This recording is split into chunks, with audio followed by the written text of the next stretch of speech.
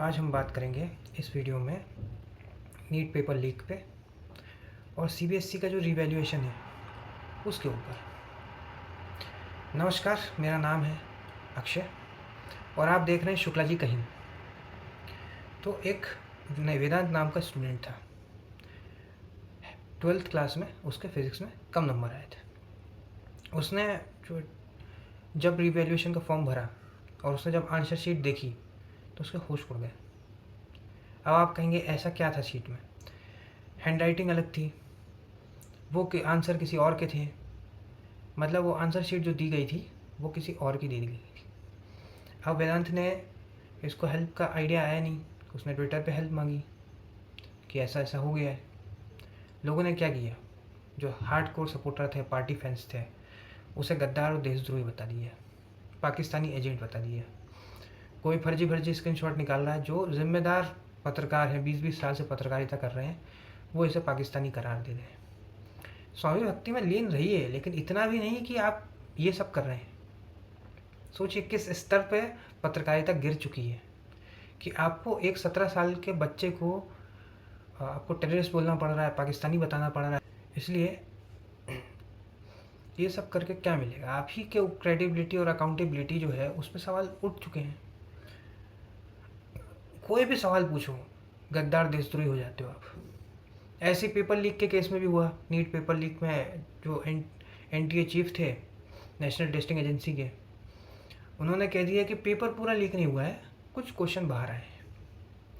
ये आपका जस्टिफिकेशन है, ऐसे आप विश्वगुरु बनेंगे?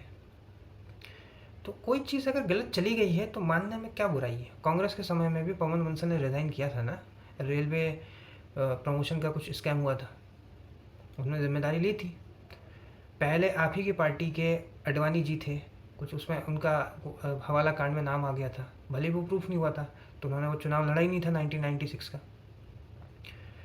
एक समय ऐसा भी था कि रेल मंत्री ये नीतीश कुमार थे, ट्रेन दुर्घटना हुई थी तो उन्होंने रिज़ाइन किया था। तो ऐसे अकाउंटेबिलिटी आपको लेनी पड़ेगी। पहले तो लेफ्ट था तो प्रोटेस्ट करके वो अपनी बात, स्टूडेंट की बात मनवा लेते थे। अब थोड़ा कम्युनिस्ट पार्टी कम हो गई है, उसका लास्ट किला भी ढह गया है, तो अब इनका मुद्दा कौन उठाएगा? थोड़ी बहुत रीजनल पार्टियों ने प्रोटेस्ट किए हैं पेपर लीक पे, बट ये सीबीएसई वाला जो इशू है, जो पेपर लीक वाला इशू है, इसमें आप बताइए कि कौन, जब सरकार ही ऐसी है, सरकार के जो सपोर्टर हैं वही ऐसे हैं, तो कहाँ जाएंगे? गरीब का तो ठीक है, वो तो जो करेगा वो बेस्ट ही करता है।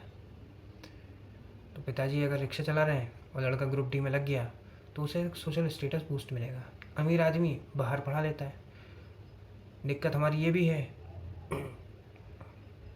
कि हमें दो ही टाइप के नेता मिले हैं, एक जो झूला उठा के चल देंगे, दूसरे जो बच्चे जो है वो फॉरेन सेटलमेंट जिनके हो जाएंगे, जिनके बच्चे फॉरेन में सेटल हो जाएंगे।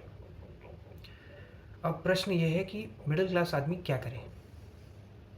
सो middle class needs to bypass the education system.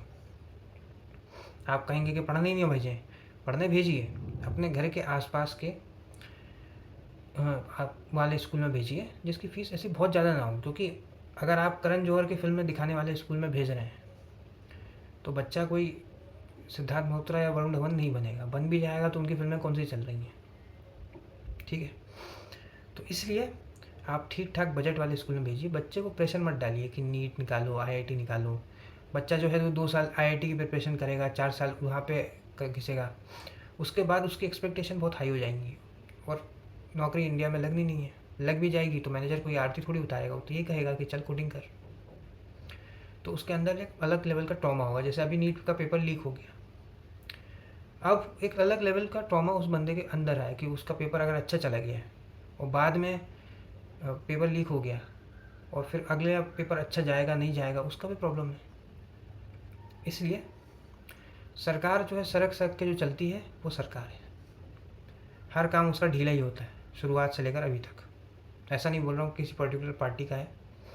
इसलिए 150 साल बाद एजुकेशन सिस्टम अच्छा होगा तो आप वहाँ तक तो वेट कर नहीं सकते। इसलिए नई नई चीज़ें एक्सप्लोर करिए, हो सकता है हम नॉलेज बेस्ड इकोनॉमी बन जाए। ये जो बच्चे हैं जिनका एग्ज़ाम नहीं निकला है, कई बार इंडिया में ऐसा होता है कि एग्ज़ाम जिसका नहीं निकलता वही एग्ज़ाम बहुत अच्छा पढ़ा सकता है उसका।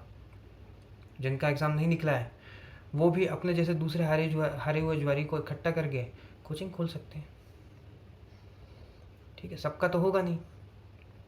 और अमीर आदमी जो है उसको तो कोई दिक्कत ही नहीं है, वो प्राइवेट मेडिकल कॉलेज में 70 लाख से 2 करोड़ की फ़ीस होती है तो वो दे देगा। बच्चा कितना बड़ा नालायक हो उसके 140 नंबर भी आए, 120 नंबर भी नीट में आए तो भी उसका हो जाएगा, क्योंकि इसमें गरीब मिडिल क्लास तो एडमिशन ले नहीं सकता।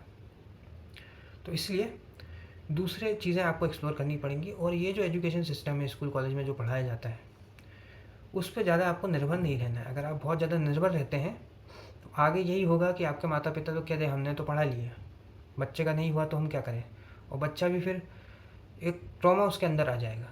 इसलिए ज़्यादा प्रेशर आप कॉम्पिटिटिव एग्ज़ाम में ना दीजिए।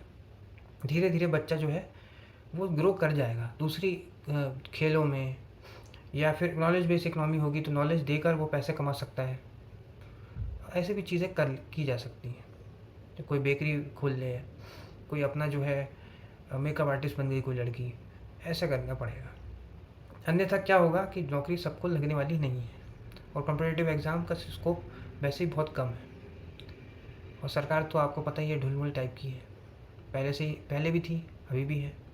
बट पहले आप प्रश्न पूछ ले सकते थे, अब तो आप प्रश्न भी नहीं पूछ सकते, आपको गद्दार देशद्रोही करार दे दिया जाएगा। इसलिए नए आपको ऑप्शंस ढूंढने पड़ेंगे। अन्यथा आपका जो लड़का है वो यूपीएससी में 10 साल एग्ज़ाम देने के बाद रेडिट पे लिखता रहेगा कि मैंने 10 साल एग्ज़ाम दे दिए, मेरी रिसर्च और एनालिटिकल स्किल जो है वो बहुत अच्छी हो गई है, मैं जो है बहुत बढ़िया कर लिया हूँ। तो अब रिज्यूमे में क्या लिखेगा वो? कुछ भी नहीं। ये रिसर्च और एनालिटिकल स्किल, हिस्ट्री, ज्योग्राफी पढ़ लिया, उससे नौकरी थोड़ी लगेगी। अब वो सिर्फ पढ़ा सकता है। ठीक है, अच्छी इंग्लिश आपने रेडिट पे लिख दी, उससे आपकी नौकरी नहीं लगने वाली है। हो सकता है कि कमेंट सेक्शन में लोग आ जाएं कि तू निकाल के बता दे, इतना टफ होता है। तो बिल्कुल टफ होता है ना, मैंने कब मना किया। इसलिए आप क्या करिए, 2 साल तैयारी करिए, कोचिंग खोल लीजिए। इतना क्या ऑब्सेशन है आपका जो कि एग्ज़ाम तो निकालना ही पड़ेगा, एग्ज़ाम नहीं निकालेंगे तो कैसे क्या होगा, ऐसा ऑब्सेशन मत पालिए।